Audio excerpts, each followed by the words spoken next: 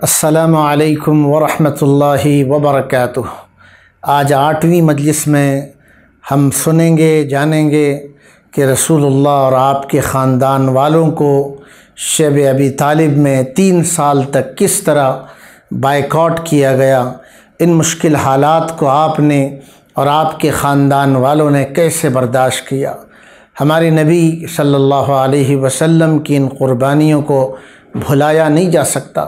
اللہ تعالی ہمارے نبی کو بہترین بدلہ عطا فرمائے۔ دوستو، جب حبشہ کا بادشاہ مسلمانوں کو مکے والوں کے حوالے کرنے سے انکار کیا تو مکے والوں نے مسلمانوں پر سختیاں کر کے دیکھ لیا اور ہر طریقے سے مسلمانوں کو دین اسلام سے پھیرنے کی کوشش کر دی اور ہر جگہ ناکام ہوئے۔ تو سرداران مکہ نے ایک آخری کوشش کی۔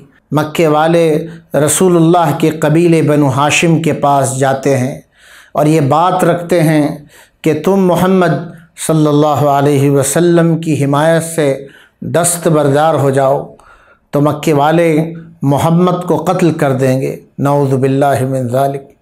مگر رسول اللہ کے قبیلے والے بنو ہاشم کے لوگ اس بات کے لیے تیار نہیں ہوئے۔ آخر مکے والوں نے 616 عیسوی میں آپ کا اور آپ کے خاندان بنو ہاشم کے بائیکاٹ کا فیصلہ کیا۔ انہوں نے کعبے کی دیوار پر ایک صحیفہ لکھ کر لگا دیا، گویا کہ ایک سرکاری فرمان تھا جس میں اعلان کیا گیا تھا، نمبر 1، مکے کے کسی باشندے کو اجازت نہیں کہ وہ کسی مسلمان مرد یا عورت سے گفتگو کرے۔ نمبر 2، مکے کے کسی باشندے کو اجازت نہیں کہ وہ کسی مسلمان سے مصافحہ کرے۔ نمبر 3، مکے کا کوئی باشندہ یہ حق نہیں رکھتا کہ کسی مسلمان سے کچھ مال خریدے یا مسلمان کو کچھ بیچ دے۔ نمبر 4، مکے کے کسی باشندے کو اجازت نہیں کہ وہ کسی مسلمان لڑکی سے نکاح کرے یا کسی مسلمان لڑکے کے نکاح میں اپنی لڑکی دے دے۔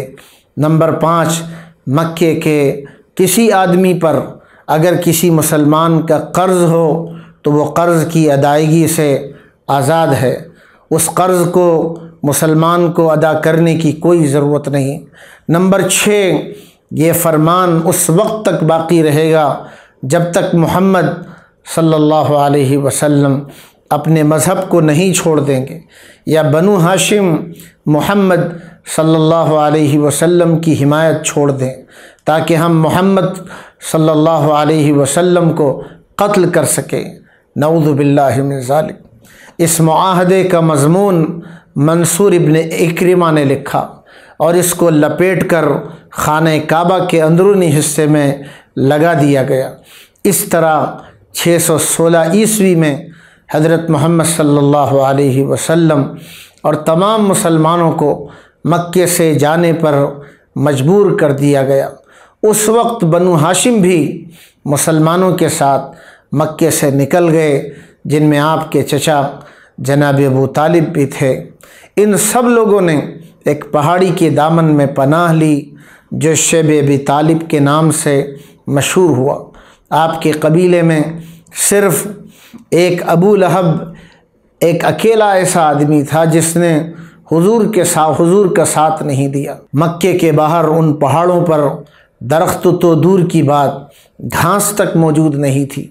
تمام سال وہاں ایک پرندہ بھی نظر نہ آتا تھا، کیونکہ پرندے وہیں جاتے ہیں جہاں ہریالی ہو اور جہاں پانی ہو۔ سوچا جا سکتا ہے کہ یہ مسلمانوں کے لیے کتنے مشکل حالات تھے۔ اس کا اندازہ اس بات سے لگایا جا سکتا ہے کہ کھانے پینے کی کوئی چیز مکے والوں سے خریدی نہیں جا سکتی تھی، اور شیب ابی طالب کے پاس کوئی ایسا راستہ بھی نہیں تھا جہاں سے کوئی قافلہ گزرتا ہو۔ مسلمانوں نے وہاں ہولناک بھوک کو برداشت کیا۔ بچے بھوک سے بلبلاتے، بچوں کی رونے کی آوازیں پہاڑی چٹانوں سے ٹکرا کر مکے تک پہنچتی، مگر کسی پر رحم نہیں آتا۔ سوچنے کی بات یہ ہے کہ وہ لوگ 3 سال تک زندہ کیسے رہے۔ بس اس کی ایک ہی شکل تھی کہ ہر سال 4 مہینے لڑائی جھگڑے کو عرب والے حرام سمجھتے تھے۔ ان دنوں مسلمان مکہ آ سکتے تھے اور اپنی ضرورت حاصل کر سکتے تھے۔ کعبہ کی زائرین جانوروں کی قربانی کرتے، یہ لوگ ان کی کھالیں جمع کر کے سکھا لیتے اور سال بھر ان کھالوں کو ابال کر کے کھاتے۔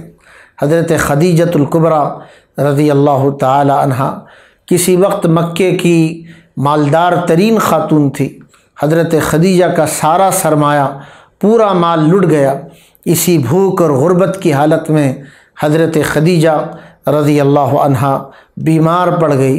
بغیر کسی دوا اور بغیر کسی علاج کے 619 عیسوی میں انتقال کر گئی، جبکہ وہ شیب ابی طالب سے اپنے گھر واپس آ چکی تھی۔ اس وقت مسلمانوں کے پاس کفن کا کپڑا بھی نہیں تھا۔ حضرت خدیجہ کو انہی کی چادر میں دفن کر دیا گیا۔ اس کے چند روز بعد آپ کے چچا جناب ابو طالب کا بھی انتقال ہو گیا۔ یہ بائیکاٹ مسلمانوں کے لیے ایک جسمانی عذاب تھا۔ ان حالات سے مسلمانوں کی ساری مالی طاقت برباد ہو گئی۔ حضرت ابو بکر اور دوسرے تاجر مسلمانوں کا سارا کاروبار بالکل ٹھپ ہو گیا اور جمع شدہ جتنی دولت تھی وہ دولت بھی ختم ہو گئی۔ مسلمانوں پر ہونے والے اس ظلم کے خلاف سب سے پہلے ہشام ابن عمرو عامری نے آواز لگائی۔ انہوں نے چند ساتھیوں کو اپنا ہم خیال بنایا اور ان کو لے کر خانہ کعبہ پہنچے، جہاں سرداران قریش پہلے سے موجود تھے۔ عبد المطلب کے نواسے زہیر جو ہشام کے ساتھ آئے تھے، انہوں نے گفتگو شروع کی اور سرداران مکہ سے کہا کہ اے مکے والو، یہ کیا انصاف ہے کہ ہم لوگ کھائیں پئیں اور خرید و فروخت کریں اور ہمارے رشتہ دار بھوک سے دم توڑتے رہیں؟ خدا کی قسم اب میں اس معاہدے کو پھاڑ کر رہوں گا۔ اس آواز پر ابو جہل نے چلا کر بولا کہ میں تمہیں اس معاہدے کو ہاتھ لگانے نہیں دوں گا۔ اس پر زمعہ ابن اسود نے ابو جہل کو کہا، جھوٹے تم ہو، جب یہ معاہدہ لکھا گیا تھا اس وقت بھی تم نے ہماری رائے سے اس کو نہیں لکھا تھا۔ اب یہ معاہدہ مکے والوں کے درمیان ایک نزاعی اور ایک اختلافی مسئلہ بن گیا۔ خدا کا نظام بھی بڑا عجیب ہے۔ 3 سال گزرنے کے بعد اس معاہدے کو دیمک کے کیڑے نے کھا لیا اور صرف اس معاہدے میں اللہ کا نام باقی رہا۔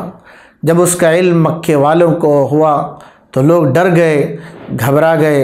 اس طریقے سے یہ معاہدہ مکے سے ختم ہو گیا۔ شیب ابی طالب سے رہائی کا یہ واقعہ نبوت کے 10ویں سال پیش آیا۔ مسلمان جب شیب ابی طالب کی گھاٹی سے ایک لمبے عرصے تک بھوک برداشت کر کے واپس آئے تو وہ نہایت کمزور ہو چکے تھے۔ چہروں کی ہڈیاں باہر آئی ہوئی تھی اور جسم کی کھال کو سورج کی روشنی نے کالا کر دیا تھا۔ دوستو، آج کے لیے سیرت رسول کا اتنا حصہ جاننے کے لیے کافی ہے۔ ان حالات سے ہم اندازہ کر سکتے ہیں کہ ہمارے نبی صلی اللہ علیہ وسلم اور صحابہ کرام نے حق کی سربلندی کے لیے کتنی قربانیاں دی، کتنے مشکل حالات جھیلے۔